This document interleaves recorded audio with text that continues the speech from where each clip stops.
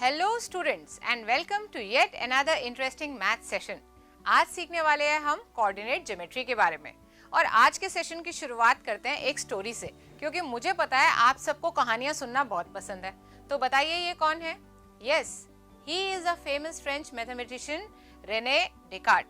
तो आज की जो कहानी होने वाली है वो एक मैथमेटिशियन की कहानी होने वाली है। One fine morning he was lying in his bed and resting when he saw a fly on the ceiling. अब उस फ्लाई को देख के इनको ये ख्याल आया, क्या पॉसिबल है कि इस फ्लाई की लोकेशन में पता लगा पाऊं? Is it possible to locate the fly? आपको क्या लगता है, फ्लाई की लोकेशन पता लगाई जा सकती है? He thought and thought, then came to a conclusion that yes, it is possible. अगर इस सीलिंग को एक रेक्टेंगल मान लिया जाए और दो तरीके के डिस्टेंसेस ले लिए जाएं, अब कौन से डिस्टेंसेस हैं ध्यान दीजिएगा। जैसे अगर ये रेक्टेंगल है, ये हमारी सीलिंग हो गई है ना, लेंथ से डिस्टेंस निकाल लिया ये वाला जो कि यहाँ पे हमें 4 यूनिट्स दिखाई दे रहा है, और ब्रेथ से भी यूनिट्स निकाल लिए, ये हमारे डिस्टेंस हो गया 2 यूनिट्स का। तो ये दो डिस्टेंसेस अगर हमारे पास हैं तो हम फ्लाई को लोकेट कर सकते हैं, है ना। ये था एक छोटा सा आइडिया, पर ये बाद में डेवलप होके एक बहुत बड़ी ब्रांच कोऑर्डिनेट ज्योमेट्री बन गया, है ना। मजेदार। आज की डेट में आप ग्लोबल पोजीशनिंग सिस्टम के बारे में जानते हैं, जीपीएस, है ना, जो कि आपकी गूगल मैप्स में यूज होता है, आपको अपनी डेस्टिनेशन पे पहुंचा देता है, या फूड डिलीवरी एप्स जो होती हैं, आप तक आपकी रिक्वायर्ड आइटम्स पहुंच जाती हैं, वो सभी जीपीएस का इस्तेमाल करते हैं। And GPS is based on coordinate geometry. तो इस तरीके से हम इन कॉन्सेप्ट्स को अपनी डेली लाइफ में आज यूज कर रहे हैं, है ना। तो एक और एग्जाम्पल के थ्रू देखते हैं इसको। सपोज करिए आपके पास एक टेबल है and there is a lamp on the table. अब मैंने ये लैम्प हटा दिया और आपको दे दिया और आपसे कहा चलो इसे वहीं पे ही रख दो जहां पे ये पहले था। तो आप सोचेंगे और आपको थोड़ा सा ये याद रहेगा कि वो ऊपर की तरफ था या वो लेफ्ट की तरफ ज्यादा था, पर ये कोई भी स्टेटमेंट्स लैम्प की एग्जैक्ट पोजीशन नहीं बताएंगे। एग्जैक्ट पोजीशन, एग्जैक्ट लोकेशन बताने के लिए फिर वही दो डिस्टेंसेस चाहिए होंगे, यानी कि लेफ्ट एज से आप डिस्टेंस नाप लीजिए, उसके बाद बॉटम एज से नाप लीजिए। सपोज करिए ये कुछ 50 सेंटीमीटर है, ये कुछ 20 सेंटीमीटर है, और उसके बाद आप लैम्प को उठाइए, आप दोबारा उसको वहीं पे ही रख पाएंगे अगर ये दो डिस्टेंसेस आपके पास है तो। I hope this is clear. Now let's elaborate more. तो प्रीवियस क्लासेस में हमने सीखा कि कैसे हम नंबर लाइन बनाते हैं। अब नंबर लाइन क्या होती है?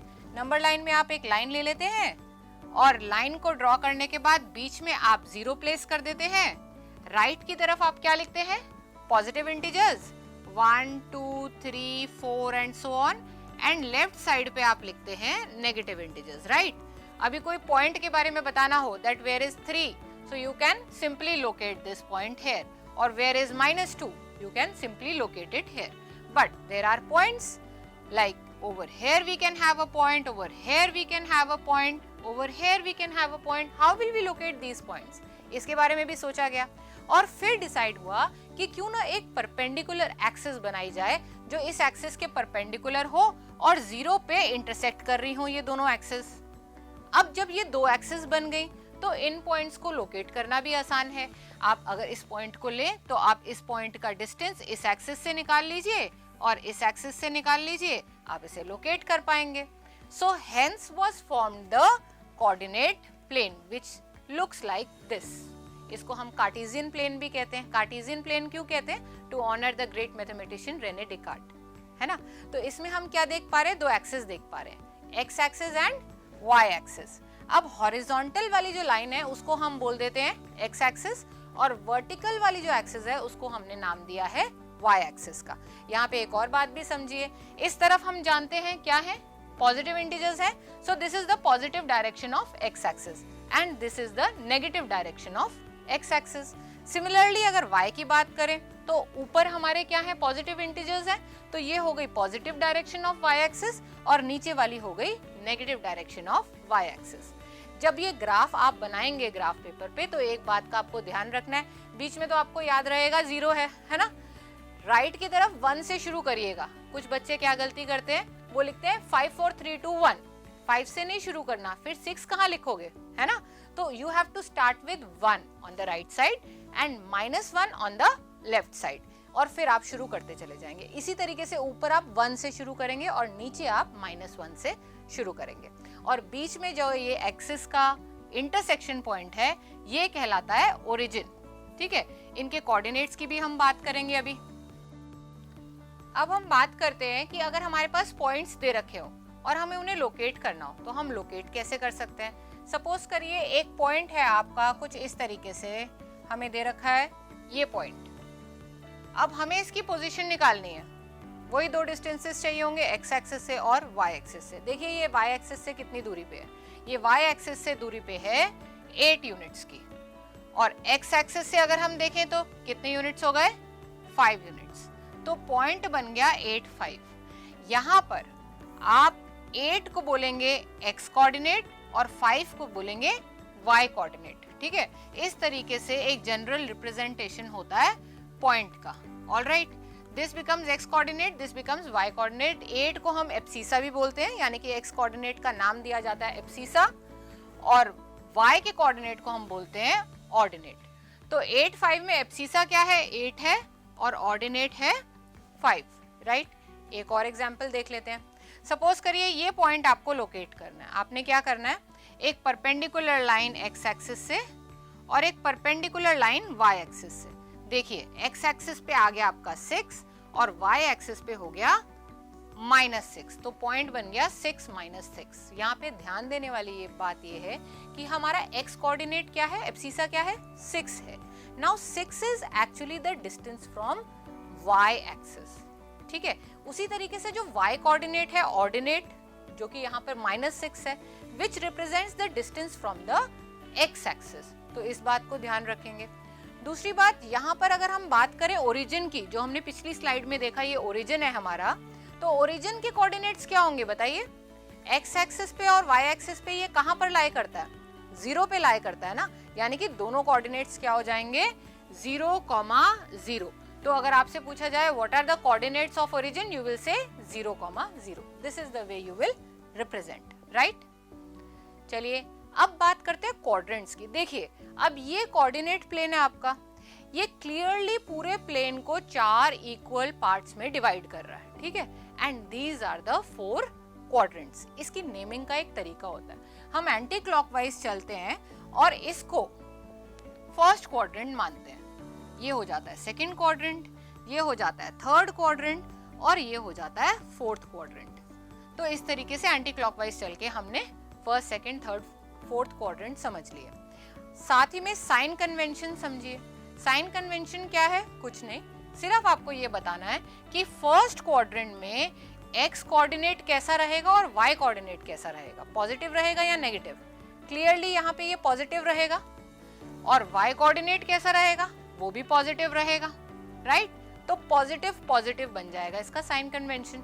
सेकंड में देखिए, सेकंड में एक्स एक्सिस पे तो इसकी नेगेटिव डायरेक्शन आ रही है और वाई एक्सिस पे आ रही है पॉजिटिव, यानी कि नेगेटिव पॉजिटिव हो गया।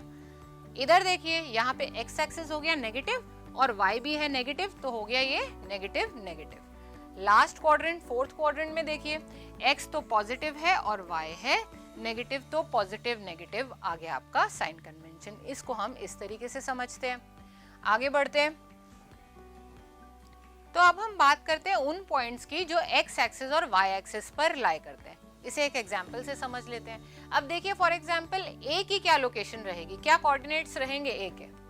अब ये हमें समझ में आ रहा है that A is the point which is lying on x axis.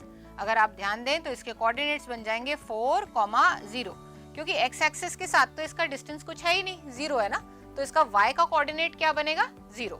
So the point becomes 4, 0। Similarly अगर सी पॉइंट की बात करें, दिस विल बी -5, 0। इसी तरह आप एक्स एक्सिस पे कोई भी पॉइंट ले लीजिएगा, जो उसका वाई कोऑर्डिनेट रहेगा वो क्या रहेगा, 0 रहेगा, ऑर्डिनेट जिसे हम कहते हैं। So the ordinate on x axis will always be 0 for all the points. ऐसे ही वाई एक्सिस को देखिए, बी पॉइंट क्या लगता है इसके क्या कोऑर्डिनेट्स रहेंगे, भाई y एक्सिस पे क्लियरली ये 3 है। अब इसका y एक्सिस से डिस्टेंस कितना है, कुछ भी नहीं है, तो इसका जो x कोऑर्डिनेट होगा वो होगा 0, 0,3। इस तरीके से आप लिखेंगे इसको, ठीक है। बात करते हैं d की। अगेन जो x का कोऑर्डिनेट होगा वो 0 होगा और y का कोऑर्डिनेट हो जाएगा -4। इस बात को भी ध्यान रखेंगे, y एक्सिस पे कोई भी पॉइंट रहेगा उसका जो x कोऑर्डिनेट रहेगा वो रहेगा 0, द एब्सिसा वुड बी 0। एक जनरल फॉर्म कि भाई x एक्सिस पे कोई भी पॉइंट हो तो उसका जनरल फॉर्म क्या रहेगा, उसका जनरल फॉर्म रहेगा x, 0, यानी कि ऑर्डिनेट तो हमेशा 0 ही होना। इसी तरीके से general form of a point on y axis will be 0, y, क्योंकि यहाँ पे एब्सिसा 0 रहना है हमें पता है। So this is about the general form. आगे देखते हैं। तो आप देखते हैं इन पॉइंट्स को ग्राफ पेपर पे प्लॉट कैसे किया जाएगा। तो इसके लिए भी कुछ एग्जांपल्स ले लेते हैं और एग्जांपल्स के थ्रू ही हम इसे समझते हैं। सपोज कर लीजिए आपको एक पॉइंट दे रखा है 7, -3 और आपको उसे प्लॉट करना है। तो क्या करना है, x एक्सिस पे 7 मार्क कर लीजिए, y एक्सिस पे -3 मार्क कर लीजिए।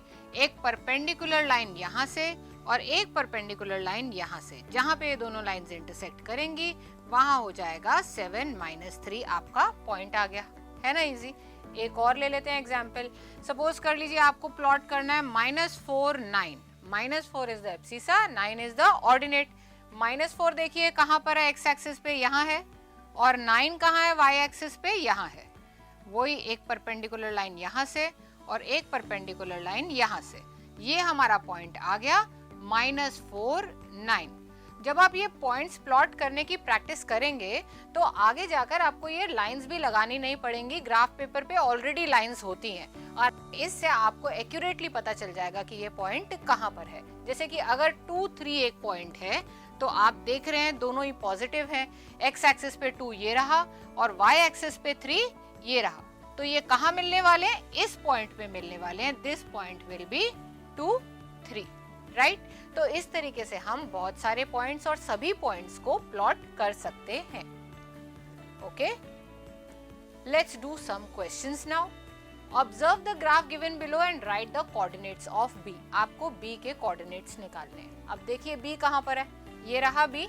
अब बी का एक्स कोऑर्डिनेट क्या है, बी का एक्स कोऑर्डिनेट है -5 और y कोऑर्डिनेट है 2। तो B के जो आपके पॉइंट्स कोऑर्डिनेट्स बन गए वो बन गए -5, 2। This is the abscissa, this is the ordinate, right. That was simple. Next देखते हैं। Observe the graph given below and write the point identified by the coordinates -3, -5। हमें ये पता लगाना है कि -3, -5 पे कौन सा पॉइंट है, देख लेते हैं। अब -3 कहाँ है, -3 x एक्सिस पे यहाँ पे है और -5 है यहाँ पे। अगर ये दोनों लाइंस को देखें तो क्लियरली समझ में आ रहा है जो पॉइंट E है हमारा वो है -3, -5, right. That was again simple. ये चैप्टर भी बहुत सिंपल है, कॉन्सेप्ट भी बहुत सिंपल है। आगे क्वेश्चन में observe the graph given below and write the abscissa of point D। अब आपको एब्सिसा बताना है पॉइंट D का। तो पॉइंट D कहाँ है ढूंढते हैं, ये रहा पॉइंट D। अब पॉइंट D के दोनों कोऑर्डिनेट्स देख लेते हैं कौन से। तो D के कोऑर्डिनेट्स है x coordinate 6 and y coordinate 2। तो एब्सिसा क्या होता है, एब्सिसा होता है x कोऑर्डिनेट, तो एब्सिसा बन गया 6, राइट। चलिए आगे बढ़ते हैं।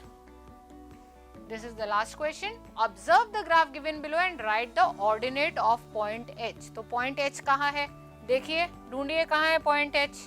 पॉइंट H है यहाँ पे, राइट। H के कोऑर्डिनेट्स क्या है, -5 इधर से और -3 y कोऑर्डिनेट।